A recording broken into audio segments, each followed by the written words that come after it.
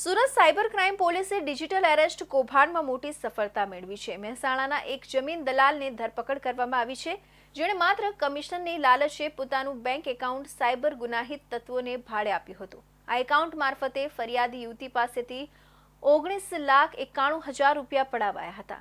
પોલીસની તપાસમાં બહાર આવ્યું છે કે આ બેંક એકાઉન્ટનો ઉપયોગ માત્ર ગુજરાતમાં જ નહીં, પરંતુ દેશના અનેક રાજ્યોમાં થતા સાયબર ગુનાઓ માટે કરવામાં આવ્યો હતો। કુલ 14 જુદા જુદા ગુનાઓમાં આ એકાઉન્ટ સંડોવાયેલું હોવાની વિગતો સામે આવી છે। સુરત સાયબર ક્રાઇમ પોલીસે ડિજિટલ એરેસ્ટ કેસમાં મહેસાણાના એક જમીન દલાલની ધરપકડ કરી છે। આ આરોપીએ 19.91 લાખની છેતરપિંડીમાં પોતાનું બેંક એકાઉન્ટ ભાડે આપવાની ભૂમિકા ભજવી હતી। આ ઉપરાંત અન્ય ઇસમોએ ભોગ બનેલા વ્યક્તિને મુંબઈ ક્રાઇમ બ્રાન્ચના અધિકારી તરીકે ઓળખ આપીને ધમકાવી પૈસા પડાવ્યા હતા।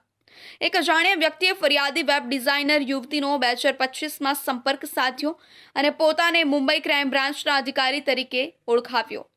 તેણે ફરિયાદીને ગેરમાર્ગે દોરીને ડરાવ્યા કે તેમના આધાર કાર્ડ અને અન્ય દસ્તાવેજોનો ઉપયોગ ગેરકાયદેસર પ્રવૃત્તિઓમાં થયો છે। આ ઉપરાંત ફરિયાદીને પાર્સલમાંથી ડ્રગ્સ મળ્યું છે। આરોપીઓએ ફરિયાદીને મની લોન્ડરિંગ અને ડ્રગ્સની હેરાફેરીમાં ફસાવી દેવાની ધમકી પણ આપી હતી। આ વાતને વધુ વિશ્વસનીય બનાવવા માટે નકલી પોલીસે ઈડીના લોગોવાળો એક બનાવટી લેટર પણ ફરિયાદીને મોકલ્યો હતો, જેમાં તેમને ગંભીર કેસમાં ફસાવવામાં આવ્યા હોવાનું દર્શાવવામાં આવ્યું હતું। આ ધમકીથી ડરીને ફરિયાદી ગૂંચવાયા હતા અને આરોપીની જાળમાં ફસાયા હતા। આરોપીઓએ ફરિયાદીને ICICI બેંકની એપ્લિકેશન દ્વારા ઇન્સ્ટન્ટ લોન લેવા માટે દબાણ કર્યું હતું। ફરિયાદીએ લોન માટે અરજી કરી અને લોન મંજૂર થતાં જ આરોપીઓએ 19,91,000ની સમગ્ર રકમ પોતાના બેંક ખાતામાં ઓનલાઈન ટ્રાન્સફર કરાવી લીધી હતી। આ રીતે આરોપીઓએ ફરિયાદી સાથે વિશ્વાસઘાત કરીને તેમના લાખો રૂપિયા પડાવી લીધા।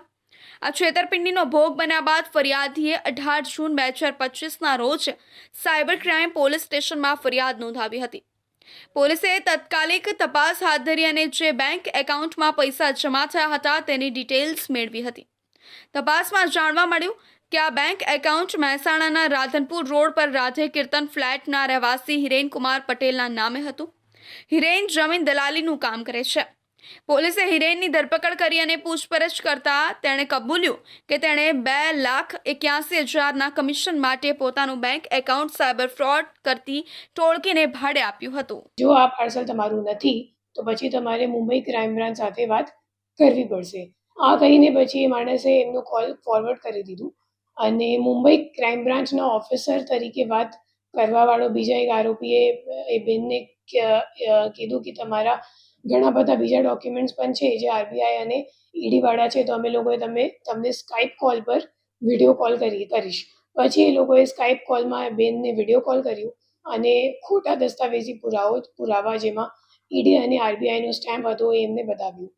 પછી એ ફરિયાદી બેન ડરી ગઈ અને એમને કેમ કીધું કે જો તમારે આ કેસથી નીકળવાનું હોય તો તમારે અમે લોકોને પૈસા આપવી પડશે। જ્યારે આ ફરિયાદીએ એમ જણાવ્યું કે મારી પાસે અત્યારે ખાતામાં પૈસા નથી, તો આ આરોપીઓ બેનને એમ કીધું કે તમે મોબાઈલથી ICICI બેંકમાંથી ઇન્સ્ટા લોન લઈ લો અને પછી અમે લોકોને પૈસા ટ્રાન્સફર કરો। અને આ ફરિયાદી બેન એમના વાતોમાં આવી ગઈ અને પછી 19,91,000 રૂપિયા આ બેને ટ્રાન્સફર કરી દીધી। પોલીસની તપાસમાં એ પણ સામે આવ્યું છે કે હિરેનના આ બેંક એકાઉન્ટમાં કુલ 4,90,96,401નું મોટું ટ્રાન્ઝેક્શન થયું હતું। આ એકાઉન્ટનો ઉપયોગ માત્ર ગુજરાતમાં જ નહીં, પરંતુ દેશભરમાં અનેક સાયબર ગુનાઓ માટે થયો હતો। National cyber crime reporting portal પર તેના બેંક એકાઉન્ટ પર કુલ 14 ગુનાઓ નોંધાયેલા છે। આમાંથી 4 ગુના તમિલનાડુમાં, 3 મહારાષ્ટ્રમાં, 2 પશ્ચિમ બંગાળમાં, 2 કર્ણાટકમાં અને એક ગુનો હરિયાણા, ગુજરાત અને ઝારખંડમાં નોંધાયેલો છે।